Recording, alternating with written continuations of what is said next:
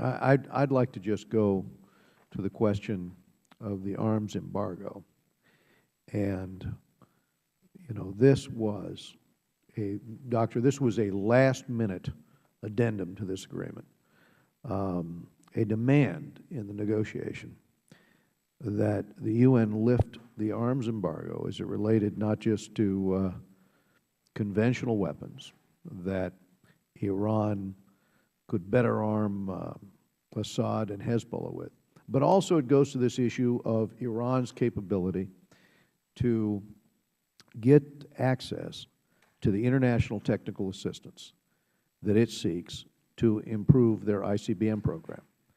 And last week, Secretary of Defense Carter and Chairman of the Joint Chiefs of Staff Dempsey both sounded the alarm about what this would mean if they get this capability to have an ICBM reach the United States. And clearly the Russians stepped in at the last minute of the negotiations. Clearly Russia wants to transfer this technical assistance to Iran. This is the most recent issue that I think caught us by surprise.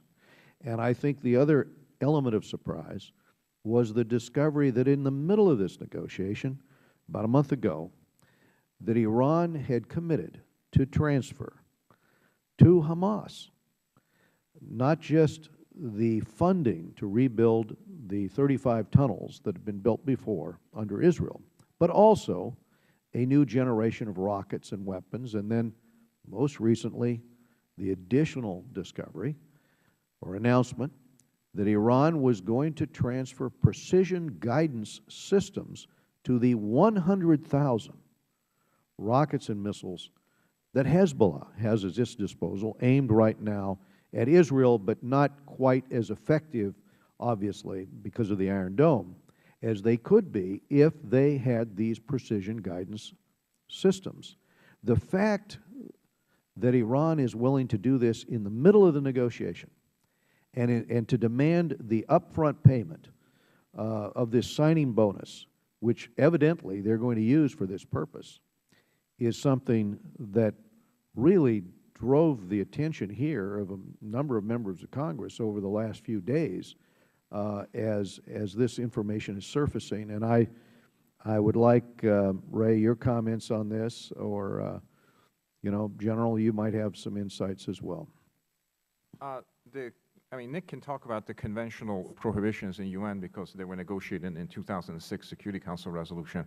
As I understand it, that those embargoes on conventional arms had to do with Iran's regional behavior and had nothing to do with the nuclear dispute that was ongoing at the time.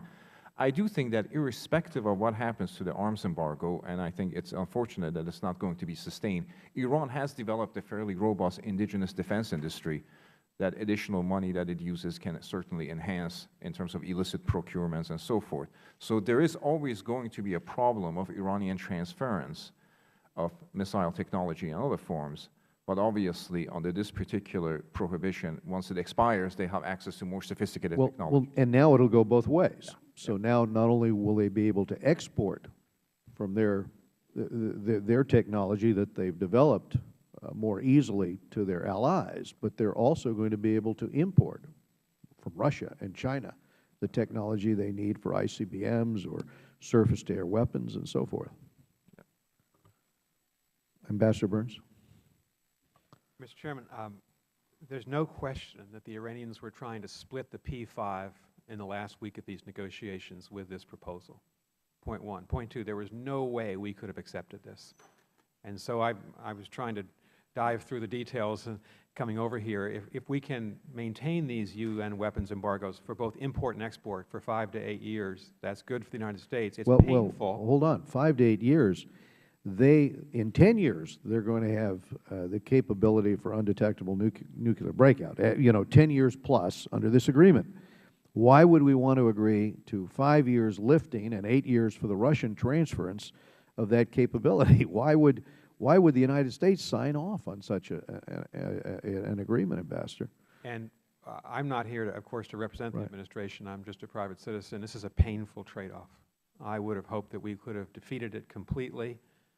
It's a trade-off that apparently our negotiators felt they had to make. So how would we then work once these embargoes are lifted 5, 6, 7, 8 years from now, we'll have to use the power of the United States to work on countries to prevent the sale to Iran, because Iran's been violating the other part of it. They've been selling and giving our arms to insurgent groups throughout the Middle East.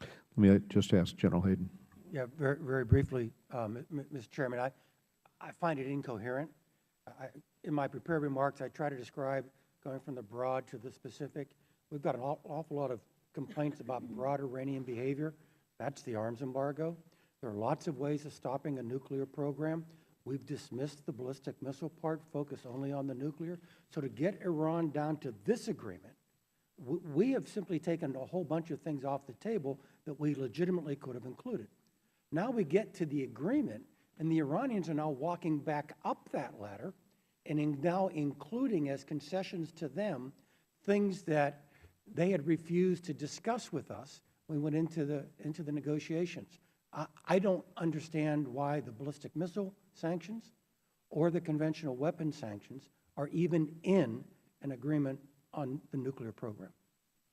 General, as I mentioned in my opening statement here, the administration was once on the same page as Congress on this issue of anywhere, anytime inspections. But the Iranians pushed back very hard. I remember the deputy head of the Iranian Revolutionary Guard Corps boasting that they will not even be permitted to inspect the most normal military site in their dreams. So now we're signing up for something called managed access. And a report overnight says that inspectors will get access to critical sites only after consultation with the Iranians, with the Russians, with China, and other world powers in this negotiation. We wanted to get this within 24 hours. That was the original idea. Inspectors could get in within 24 hours. This agreement, if we're lucky, would get inspectors access in 24 days after all of the steps that Iran has insisted on. But that's only predicated on the idea that we have cooperation from Russia and China in backing the access. So my question here, as you said in your testimony, we never believed that the uranium at Iran's declared facilities would ever make its way into a weapon. We always believed that that work would be done somewhere else in secret, as you said. So how confident are you in any sort of managed access process that includes Iran on the committee that determines whether or not we have access?